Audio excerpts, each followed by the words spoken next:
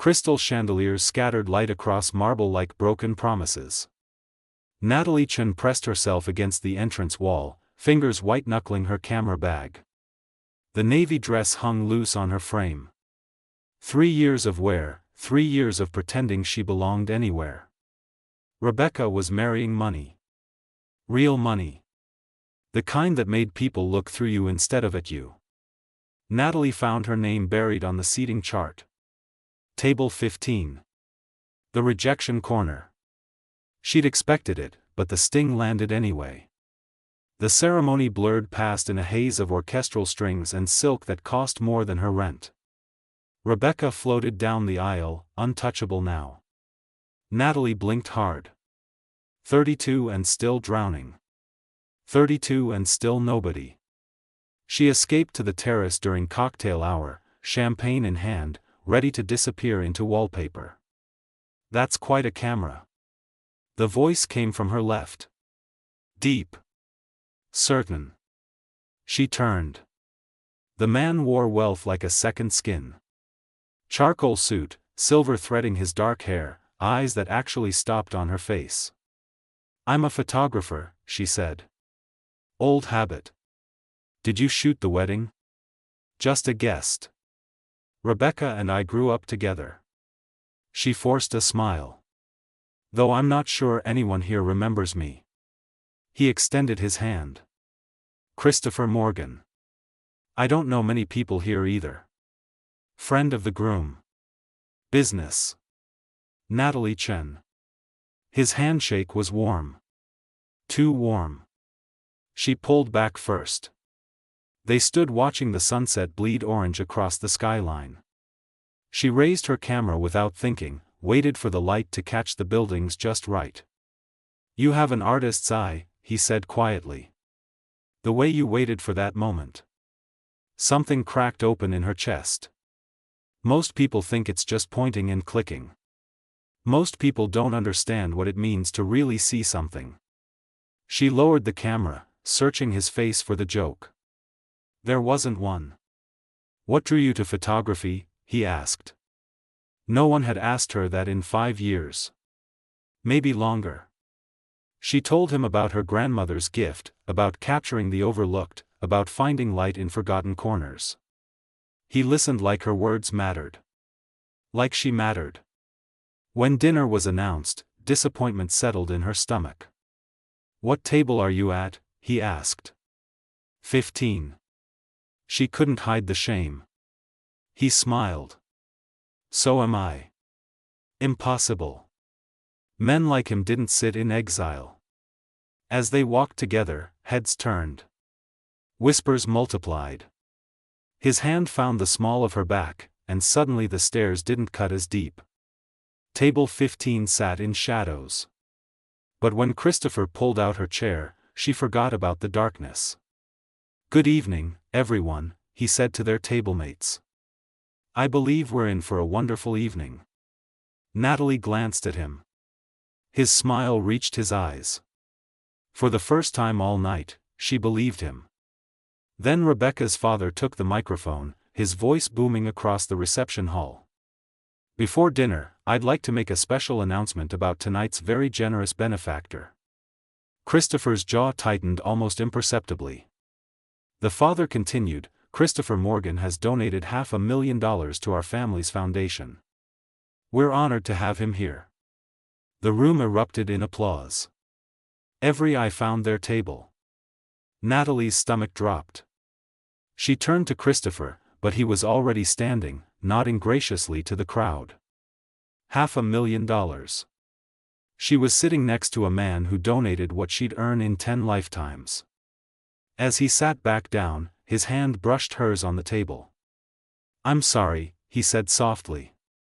I didn't want you to find out like that. But Natalie was already pulling away, the walls rebuilding brick by brick. Why are you really sitting here? She whispered.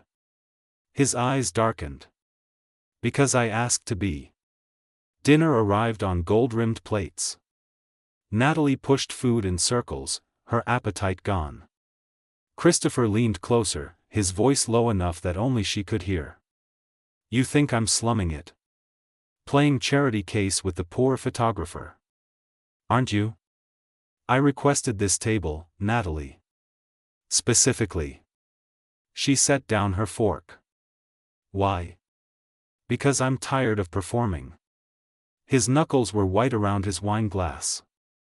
Every conversation at those front tables is a transaction. Every smile is calculated. Every word is weighed for what it can buy or sell. Must be exhausting being rich. The bitterness in her voice made him flinch. You have no idea what I've lost for that money. Before she could respond, a woman in a blood-red dress approached their table.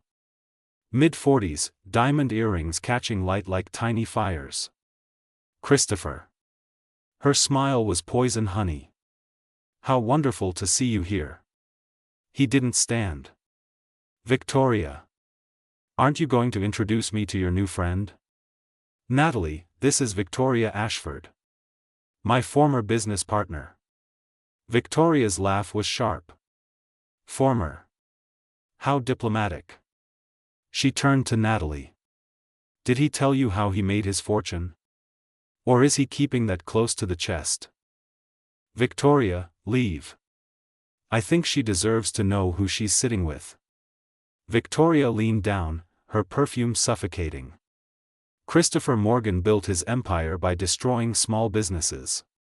He buys struggling companies, guts them, sells the pieces. Hundreds of people lost their jobs so he could sit here in his expensive suit. Natalie's chest tightened. She looked at Christopher. He didn't deny it. Victoria straightened, satisfied. Enjoy your evening. The silence after she left was deafening. Is it true? Natalie asked. Christopher stared at his plate. Yes. How many people? 347. His voice was hollow. I know the exact number. I see their faces every night before I sleep. Then why did you do it? Because my daughter needed experimental treatment that insurance wouldn't cover. Because I had 6 months to raise $2 million or watch her die. He finally looked at her. I made a deal with the devil. I became the devil. And she lived. Natalie's anger crumbled. Where is she now? Gone. 3 years ago. Car accident. His laugh was broken glass. I sold my soul to save her, and the universe took her anyway. She reached for his hand without thinking. His fingers closed around hers like a lifeline. I don't expect forgiveness, he said. Not from you. Not from anyone. I'm not here to judge you. Then why are you still sitting here? Because for the first time tonight, someone told me the truth. The band started playing. Couples flooded the dance floor. Christopher stood, offering his hand. Dance with me. I don't belong out there. Neither do I. That's exactly why we should. She took his hand. On the dance floor, surrounded by wealth and privilege, they moved together in silence. His hand was steady on her waist. Her head rested against his shoulder. I lost my grandmother last year, she whispered. The one who gave me the camera. I was so broke I couldn't afford to fly home for the funeral. I missed saying goodbye because I couldn't buy a plane ticket. His arms tightened around her. I'm sorry. We're both walking around with ghosts, aren't we? Yes. The song shifted. Something slower, sadder. Natalie, he said against her hair. I need to tell you something. Before he could continue, Rebecca appeared beside them, slightly drunk, glowing with happiness. Natalie. Oh my God, you're dancing with Christopher Morgan. She grabbed Natalie's arm. Do you know who he is? I know enough. Rebecca leaned in conspiratorially. He could change your life. God, if I weren't married, I'd be all over him. She giggled. You should definitely get his number. Think of what he could do for your career. The words hit like ice water. Natalie pulled away from Christopher. Is that what this is? Everyone thinks I'm networking? That I'm using you? Natalie, no. But she was already walking away, pushing through the crowd. Christopher caught her at the terrace, spinning her around. I don't care what they think, he said. Well, I do. Because that's all I'll ever be to them. The poor girl trying to climb her way up. You're not that to me. Then what am I? He cupped her face in his hands. You're the first person in 3 years who looked at me and saw a human being instead of a bank account. Then he kissed her. The world narrowed to his lips on hers, his hands in her hair, the thundering of her heart. When they broke apart, she was breathless. Come with me, he said. Leave this wedding. Leave all of it behind. Where? Anywhere. Everywhere. His eyes burned. I have a flight to Paris tomorrow. Come with me. Christopher, I can't just. Why not? What's holding you here? What's waiting for you back in your empty apartment? The truth of it stung. Nothing was waiting. Nobody was waiting. This is crazy, she whispered. Then let's be crazy together. She was about to answer when her phone buzzed. A text from an unknown number. Ask Christopher about the real reason he's at this wedding. Ask him about Rebecca's father's company. Her blood turned cold. She looked up at Christopher. What does Rebecca's father do? His expression shifted. Guilt. Fear. Natalie. What does he do, Christopher? He owns a chain of camera shops. Specialized equipment. Small but successful. Understanding crashed over her like a wave. You're here to buy his company. It's not like that. You're going to destroy Rebecca's father. You're going to put more people out of work. The company is already failing. I'm offering him a way out with dignity. By gutting everything he built. By giving him options he doesn't have. Christopher's voice rose. This is what I do, Natalie. This is who I am. Then maybe I don't know you at all. She turned and ran, leaving him standing alone on the terrace. But she stopped at the door. Because she knew running wouldn't erase the feeling of his kiss. And she knew he was right about one thing. Nothing was waiting for her back home. Nothing except the same empty life she'd been living. She turned back. Christopher stood in the doorway, hope and heartbreak warring on his face. Paris, she said. I'll think about Paris. His phone rang. He checked the screen and his face went white. What is it? My lawyer. He answered. Yes? Whatever he heard made him stumble backward. He lowered the phone, looking at Natalie like he'd seen a ghost. Victoria just filed a lawsuit. She's accusing me of fraud. Everything I have, my entire company, could be gone in 6 months. Is it true? No. But that won't matter. She has fabricated evidence. His voice cracked. I'm ruined, Natalie. Everything I sacrificed my soul for is burning down. Then we run anyway, she heard herself say. We run before it all catches fire. You do that? Run with a man who might lose everything? Maybe I'm tired of playing it safe. He crossed to her in 3 strides, pulling her close. Paris, then, he breathed. Paris, she agreed. They kissed again, desperate and reckless. Neither of them saw Victoria watching from the shadows. Neither of them saw her smile. They left the wedding at midnight. Christopher's car was black leather and whispered promises. Natalie sat in the passenger seat, her camera bag between her feet, reality catching up with adrenaline. We're really doing this, she said. We don't have to. But his hand found hers. No. I want to. They drove to her apartment first. 3 rooms that smelled like instant coffee and broken dreams. Christopher waited by the door while she threw clothes into a duffel bag.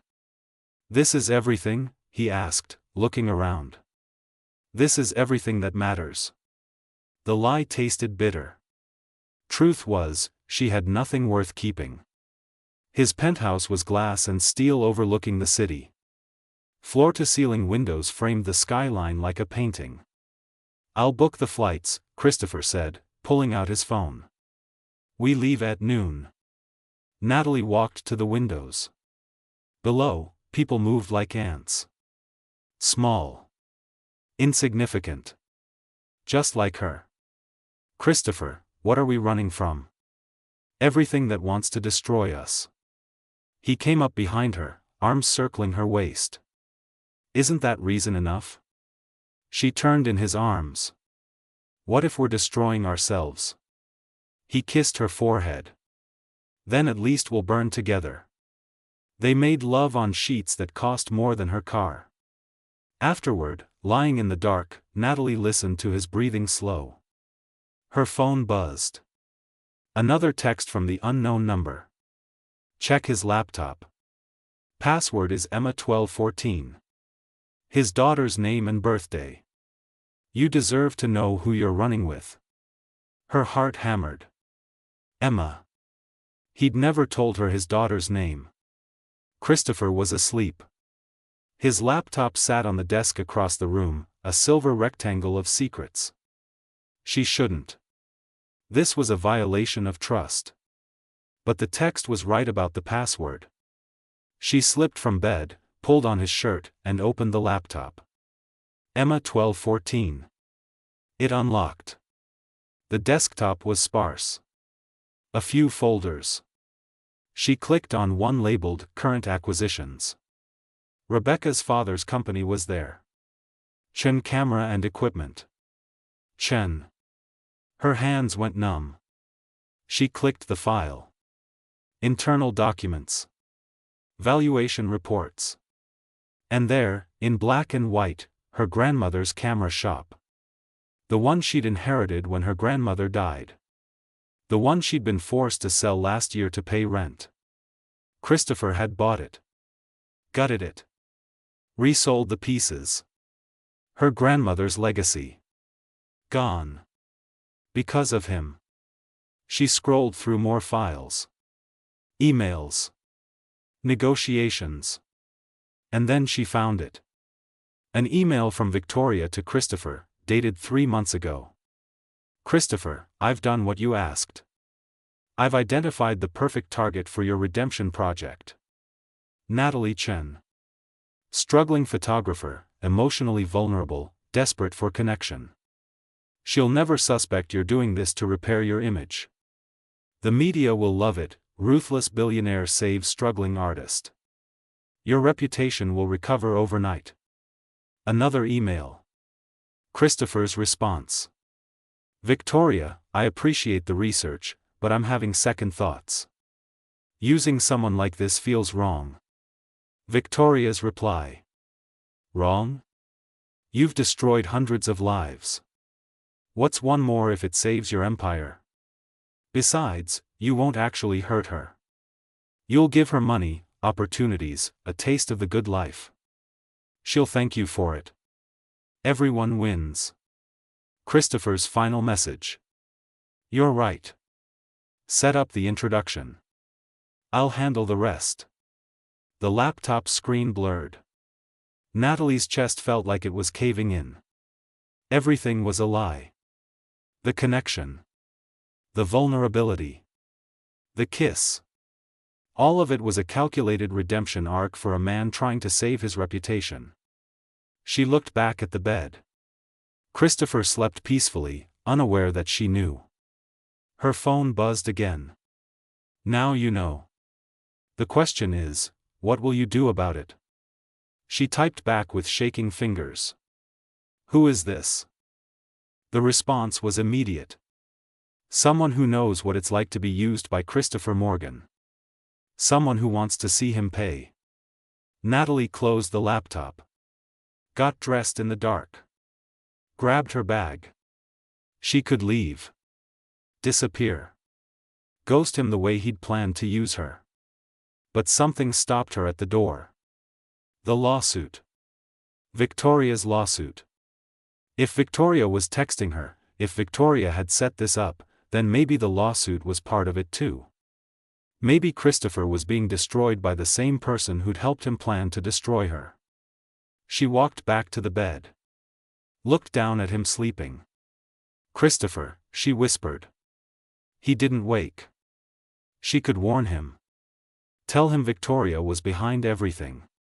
Or she could let him burn. The man who destroyed her grandmother's shop. The man who planned to use her for good publicity. Her finger hovered over his shoulder. The bedroom door opened. Light flooded in. Victoria stood in the doorway, holding a gun. "I was wondering how long it would take you to find out," Victoria said conversationally. "Longer than I expected, honestly." Christopher always did underestimate women. Christopher woke, sitting up fast. "Victoria, what the hell?" "Shut up." The gun didn't waver. "You're going to listen. Both of you." Natalie's voice came out steady. "You sent the texts. Gold star for the photographer." Victoria stepped into the room. "Did you read the emails? Did you see how he planned to use you?" "I saw." Christopher looked between them. "Natalie, I can explain." "Can you?" Natalie's laugh was sharp. "Can you explain how you bought my grandmother's shop and destroyed it? Can you explain how you researched me like I was a business acquisition?" His face drained of color. "How did you?" "She knows everything," Victoria interrupted. "Just like I know everything. Including the offshore accounts you thought you hid so well. The money you stole from our partnership before you forced me out." "I never stole from you." "Semantics. You cheated me out of millions." Victoria's hand tightened on the gun. "So here's what's going to happen. You're going to transfer everything you own into my name. Every account. Every asset. Every last penny. And if I refuse? Then I shoot the girl." Victoria aimed at Natalie. "And I make sure the world knows you got her killed. Your reputation won't just be ruined, Christopher. You'll be remembered as a murderer." Natalie's blood turned to ice. Christopher slowly stood, hands raised. "Don't hurt her. This is between us." "No," Victoria said. "This is about teaching you what it feels like to lose everything. The way I lost everything. I'll give you the money. All of it. Just let her go." "Christopher, no," Natalie said. He didn't look at her. "Transfer instructions. Now." Victoria smiled. "Smart man. Your phone." Slowly. He reached for his phone on the nightstand. Started pulling up accounts. Natalie watched numbers flicker across the screen. Millions. Tens of millions. Everything he'd sacrificed for, everything he'd destroyed lives for, flowing away. "There," he said finally. "It's done. You have everything." Victoria checked her own phone. "So I do." She lowered the gun slightly. "You know what the funny thing is? I wasn't even going to go through with it. I was just going to scare you both. Make you sweat." "Then why did you?" "Because you didn't even hesitate." Victoria's eyes were cold. "You chose her. Some girl you barely know. Some pawn in your little redemption game. You gave up everything for her without a second thought. What's your point?" "My point is you're capable of love after all. Real love. Not the calculated, strategic version you gave me when we were together." Victoria's voice cracked. "You could have loved me like that. But you didn't." Understanding crashed over Natalie. "You and Christopher were together. Years ago. Before his daughter got sick. Before he became this. Victoria gestured at Christopher with disgust. He was kind once. Human once. Christopher's voice was soft. Victoria, I'm sorry. Sorry doesn't pay for the therapists. Sorry doesn't fill the empty years. She raised the gun again. But watching you lose everything? That helps. She fired. Not at Christopher. At the laptop. The computer exploded in sparks and smoke. That was your only copy of the offshore passwords, Victoria said. The money's gone, Christopher. Lost in accounts you can't access. Congratulations. You're broke. Then she walked out, leaving them in shocked silence. Christopher sank onto the bed, head in his hands. Natalie stood frozen, her mind racing. Everything was gone. His money. His empire. His future. Because he chose to save her. A woman he'd planned to use. She should leave. Walk away. Let him drown in the consequences of his own games. But instead, she sat beside him. I read the emails, she said quietly. I know you planned this. I know I was a project. Yes. But you gave up everything anyway. Why? He looked at her, and his eyes were raw. Because somewhere between the planning and the execution, it stopped being a game. You stopped being a project. He laughed bitterly. Somewhere along the way, I fell in love with you. You don't even know me. I know you see beauty in broken things. I know you carry your grandmother's memory like a talisman. I know you're kind and guarded and terrified of being invisible. He touched her face. I know you're the first real thing I've felt in 3 years. I should hate you. You should. You destroyed my grandmother's shop. I did. You were going to use me to fix your reputation. I was. And now you're broke because you saved my life. Worth it. She kissed him. Hard and angry and desperate. When they broke apart, she was crying. I can't trust you, she said. I know. But I don't know how to walk away either. Then don't. He pulled her close. Stay. Build something real with me. Even if it's from nothing. Paris is off the table now. We never needed Paris. We just needed each other. She wanted to believe him. God, she wanted to believe. But trust was earned, and he'd shown her exactly who he was. A man who destroyed to survive. A man who used people as chess pieces. A man who just sacrificed everything for her. I need time, she said finally. I need space to think. How much time? I don't know. He nodded, releasing her. Then go. I'll be here. Broke and ruined and waiting. She grabbed her bag. Walked to the door. Turned back one last time. Christopher, the laptop. Is the money really gone? He looked up, and his smile was broken. Every cent, Victoria was thorough. Good. She left him there, surrounded by the ruins of his empire. And she didn't look back. Not yet. 2 weeks passed in silence.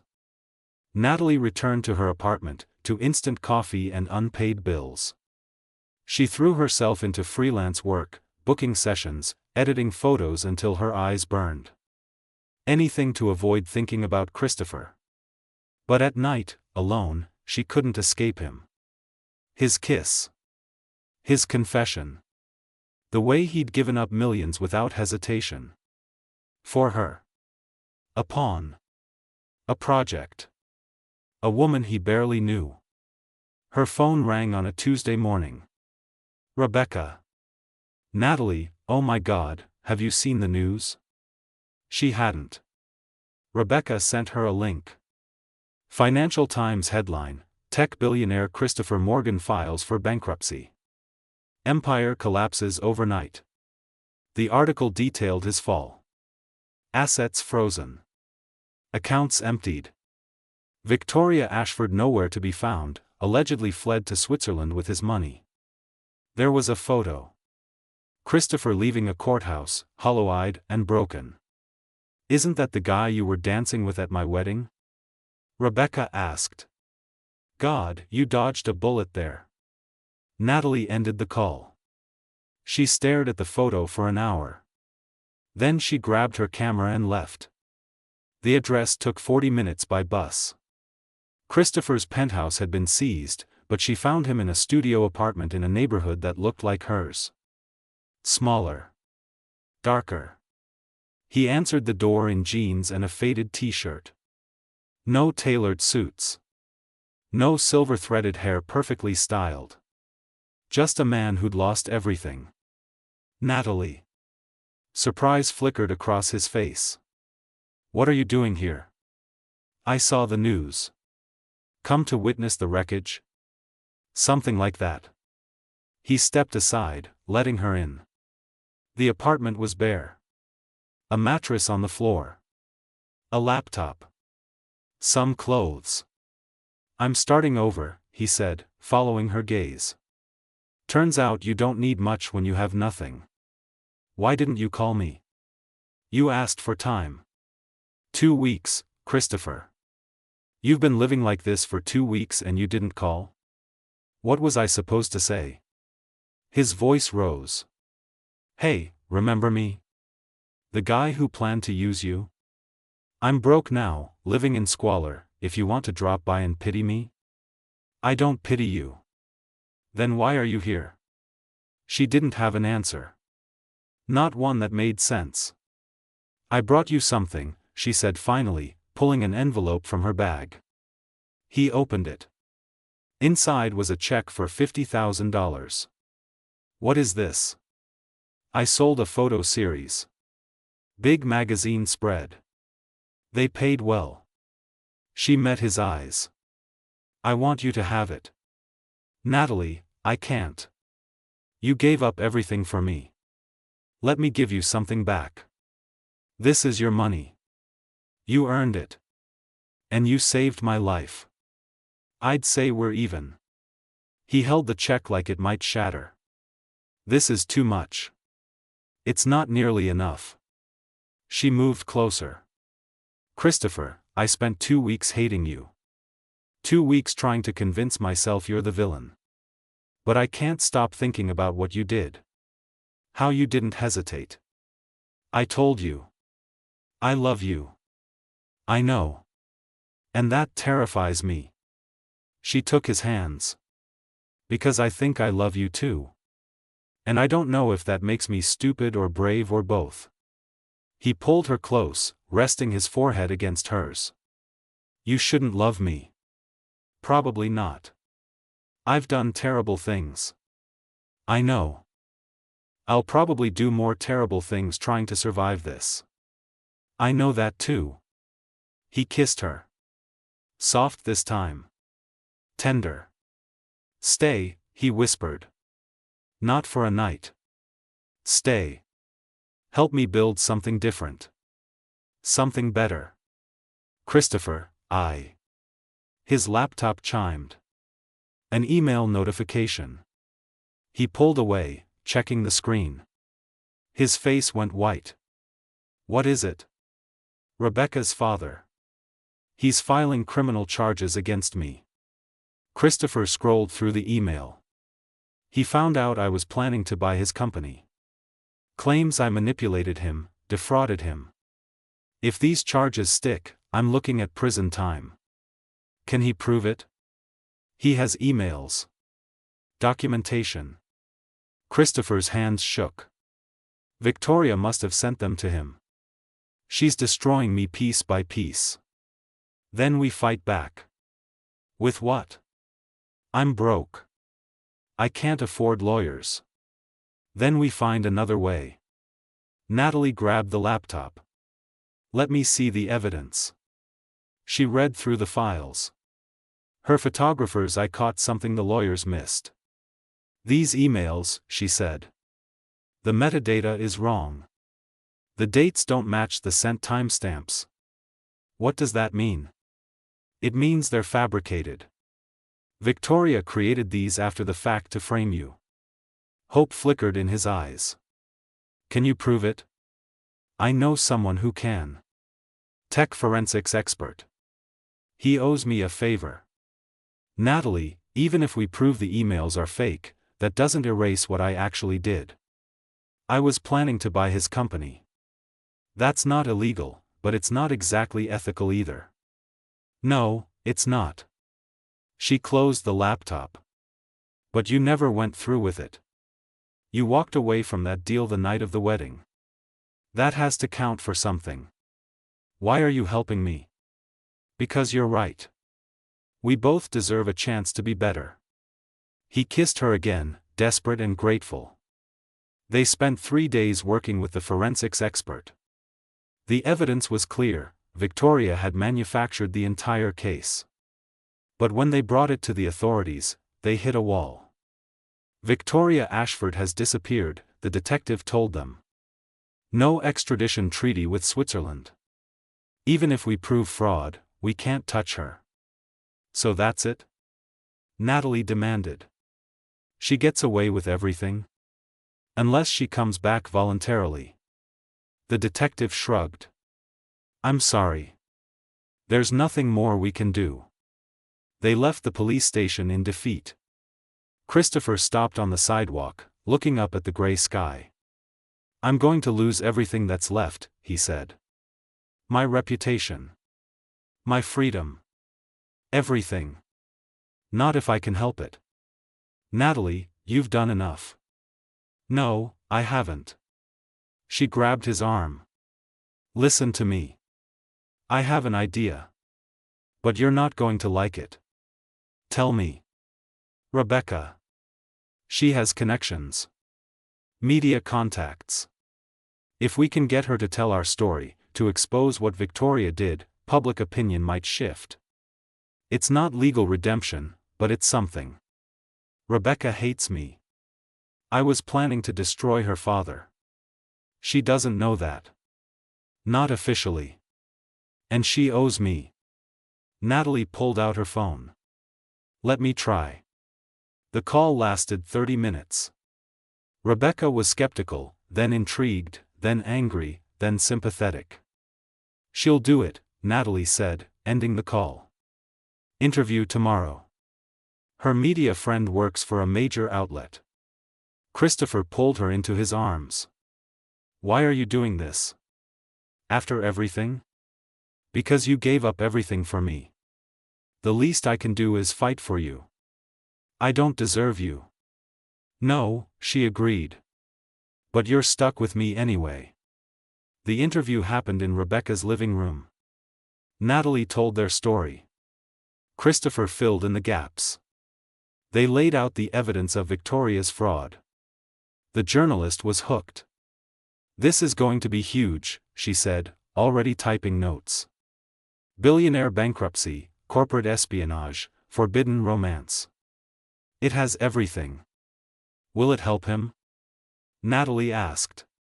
It'll help public perception. Whether that's enough legally, I can't say. The article ran 3 days later. Front page of the business section. Sympathetic tone. Clear evidence of Victoria's manipulation. Social media exploded. Hashtag Justice for Morgan trended. People called for Victoria's arrest. Christopher's story shifted from ruthless billionaire to tragic victim. But the legal charges remained. Rebecca's father refused to drop them. I'm sorry, Rebecca told Natalie over the phone. He won't budge. Says Christopher represents everything wrong with corporate America. He's not wrong, Natalie admitted. No, but he's also not seeing the full picture. Natalie hung up and turned to Christopher. We need to talk to your father-in-law. He won't see me. Not you. Me. She went alone. Rebecca's father met her in his office. 60 years old, gray beard, eyes that had seen too much. Ms. Chen. Rebecca said you wanted to speak with me. I want to ask you to drop the charges against Christopher Morgan. Why would I do that? Because he's not the monster you think he is. He tried to buy my company. Gut it. Destroy everything I built. But he didn't. He walked away. Natalie leaned forward. Mr. Chen, Christopher Morgan has done terrible things. I'm not denying that. But he's also trying to change. He's lost everything trying to be better. Why should I care? Because you knew my grandmother. Li Chen. She ran Chen camera and equipment. His expression shifted. Li Chen was your grandmother? Yes. And Christopher bought her shop after she died. He dismantled it.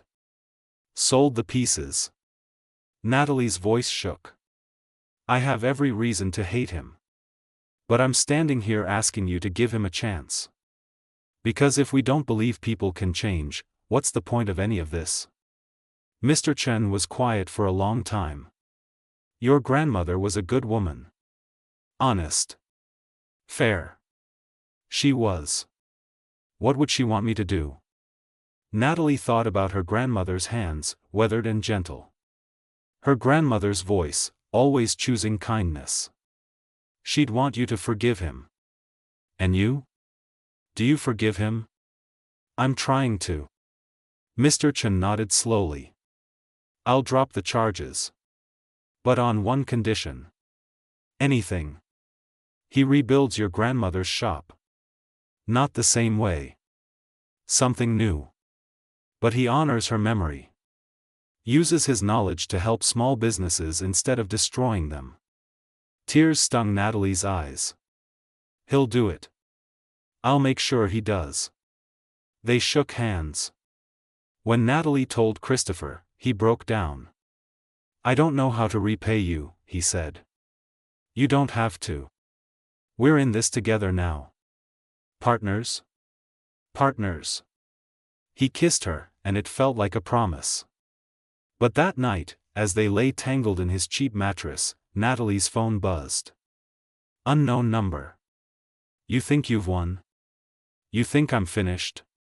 Watch what happens next. Victoria. Natalie's blood went cold.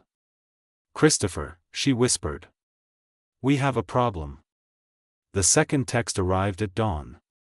Meet me at the old camera shop. The one Christopher destroyed. Come alone, or I'll make sure he never recovers. Natalie stared at the address. Her grandmother's shop. Boarded up now. Empty. Christopher stirred beside her. What's wrong? She showed him the texts. His face hardened. You're not going. I have to. Natalie, Victoria is dangerous. She held a gun on us 2 weeks ago. And she'll destroy you if I don't face her. Natalie got dressed. This ends today. Then I'm coming with you. No. She turned, cupping his face. If something goes wrong, if she does something crazy, I need you safe. I need you to rebuild. Honor my grandmother's memory. Don't talk like you're not coming back. I'm just being realistic. He grabbed her hands. I can't lose you. Not after everything. You won't. She kissed him. Trust me. She left before he could argue. The camera shop stood on a forgotten street corner. Windows dark. Paint peeling. Natalie's chest ached looking at it. Her grandmother's dream, reduced to this. The door was unlocked. Inside, dust particles danced in shafts of morning light. Empty shelves lined the walls. The counter where her grandmother used to stand was gone. Victoria waited in the center of the room. No gun this time. Just a woman in a black coat, looking tired. You came alone, Victoria said. Smart. What do you want? To finish this conversation. Victoria gestured around. Fitting location, don't you think? The place where Christopher's destruction began. He didn't know it was my grandmother's shop. Does that matter? He still destroyed it. Victoria stepped closer. Tell me, Natalie. Why do you love him? I don't have to justify that to you. Humor me. Why do you love a man who built his fortune on other people's suffering? Natalie thought carefully. Because he's trying to be better. Because he chose me over his empire. Because people aren't just their worst mistakes. Beautiful answer. Victoria's smile was sad. I used to believe that too. I believed Christopher could change. That the man I loved was still in there somewhere. You loved him. I did. More than anything. Victoria's voice cracked. We were partners. In business and in life. And then his daughter got sick, and everything changed. He became obsessed. Ruthless. He made choices I couldn't support. So you left? No. He pushed me out. Took everything we built together and claimed it as his own. Victoria's eyes glistened. He didn't just break my heart. He erased me. Made it like I never existed. Understanding settled over Natalie. The lawsuit. The stolen money. You're trying to hurt him the way he hurt you. I'm trying to make him understand what it feels like to lose everything. Victoria pulled something from her pocket. A USB drive. This contains proof of Christopher's offshore accounts. The real ones. The money I took from him. $20 million. Why are you telling me this? Because I'm giving you a choice. Victoria held out the drive. Take this. Access the money. You and Christopher could rebuild. Start over with resources instead of nothing. Or. She pulled out a lighter. Or I burn it. Destroy the only evidence of those accounts. The money disappears forever. Christopher stays broke. But his redemption is real. Earned through actual struggle instead of cushioned by stolen millions. Natalie stared at the USB drive. $20 million. Enough to rebuild her grandmother's shop. Enough to give Christopher his life back. Enough to make everything easier. What happens if I take it? You become complicit. You use stolen money to build your future. Christopher's redemption story becomes hollow. Victoria's voice was gentle. But you'd be comfortable. Safe. Isn't that what you've always wanted? And if I let you burn it? Then you choose the hard path. Struggle. Uncertainty. But authenticity. Victoria smiled. You prove you love him for who he is, not what he can provide. This is insane. This is justice. Or revenge. Depends on your perspective. Natalie's mind raced. 20 million. Her grandmother's shop could be more than restored. It could be transformed. A legacy reborn. But built on stolen money. On Victoria's pain. On Christopher's past sins. There's a third option, Natalie said slowly. Oh. Give the money back to the people Christopher hurt. The 347 who lost their jobs. Set up a fund. Help them rebuild their lives. Victoria's expression shifted. What? You want justice, not revenge. Real justice means helping his victims, not just punishing him. That's not. Victoria stopped. That wasn't part of the plan. Then change the plan. Natalie stepped closer. You loved him once. You knew the good man inside. Help me bring that man back by actually fixing what he broke. You're naive. Maybe. But I'm also right. Victoria stared at the USB drive for a long moment. Then she handed it to Natalie. Do it. Set up the fund. Make him accountable. Victoria's voice was barely a whisper. But tell him something for me. What? Tell him I'm sorry. For everything. For not standing by him when his daughter was sick. For letting my anger poison everything we had. Tears streaked her face. Tell him I hope he finds what I couldn't give him. You could tell him yourself. No. Some bridges are meant to stay burned. Victoria walked toward the door. Stopped. Take care of him, Natalie. He's a bastard, but he's a bastard who loves you. Don't let him forget how to be human. Then she was gone. Natalie stood alone in her grandmother's ruined shop, holding $20 million in her hand. She pulled out her phone. Called Christopher. It's over, she said. Victoria's gone. And I have something we need to talk about. When she got back to his apartment, Christopher was pacing. What happened? Are you hurt? I'm fine. She held up the USB drive. But we need to have a difficult conversation. She told him everything. The money. Victoria's offer. Her decision. Christopher listened in silence. You want to give it all away, he said finally. Yes. To people I hurt. Yes. That's insane. No, that's accountability. Natalie took his hands. Christopher, if we use this money, we're building on a foundation of theft and pain.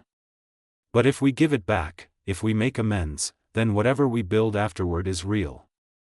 We'll have nothing. We'll have each other. And we'll have a clean conscience. He pulled her close, laughing brokenly. You're asking me to give up $20 million. I'm asking you to be the man I fell in love with.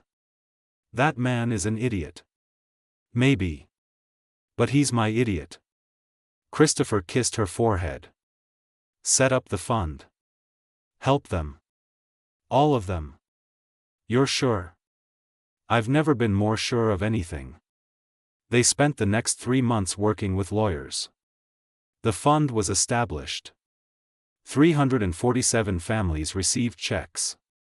Job training programs were created. Small businesses got low-interest loans. Christopher Morgan became known not for his wealth, but for his atonement. Natalie's photography career took off. The story of their redemption caught media attention.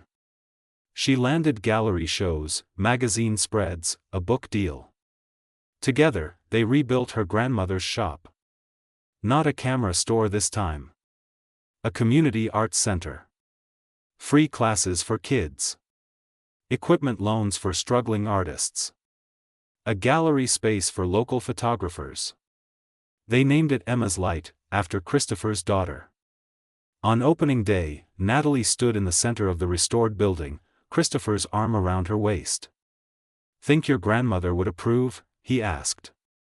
I think she'd be proud. I'm still broke, you know. Relatively speaking. I know. And I'll probably always carry the weight of what I did. I know that too. Are you sure you want to build a life with someone like me? She turned in his arms, looking up at him. I don't want perfect. I want real. And you're the realest thing I've ever found. He kissed her as the first families walked through the doors. Children laughed. Camera shutters clicked. Light poured through the windows her grandmother once looked through. And Natalie Chen, the invisible girl from the wedding, finally felt seen. Not because of wealth or status or the man beside her. But because she'd chosen to see herself. As someone worthy of love. As someone capable of forgiveness. As someone who could turn pain into purpose. Christopher's hand found hers. What are you thinking about? Weddings, she said. How everything can change in one night. Regret going to Rebecca's wedding? Not for a second. Even though it brought you me? Complicated, morally questionable me? Especially because it brought me you. He smiled. Want to get married here? In this space? Are you asking? Not yet. But soon. He squeezed her hand. When I have something worthy to offer besides my checkered past and uncertain future. Christopher, you already have the only thing I need. What's that? Your whole, honest, imperfect heart. He kissed her again, slower this time. Around them, the art center buzzed with life. New beginnings rising from old endings. Light emerging from darkness. And two scarred people learning that redemption isn't about erasing the past. It's about building something beautiful from the ruins. Together. 6 months later, they stood in that same art center. Christopher in a simple suit. Natalie in a dress she'd made herself. Rebecca was there, genuinely happy for them. Mr. Chen walked Natalie down the aisle. And as they exchanged vows, Natalie thought about the girl who'd stood invisible at a wedding. Who'd felt like nothing and nobody. That girl was gone. In her place stood a woman who'd learned the most important lesson. Sometimes you have to lose everything to find what matters. Sometimes the worst moments lead to the best beginnings. And sometimes love isn't about finding someone perfect. It's about finding someone willing to grow alongside you. To fall. To rise. To rebuild.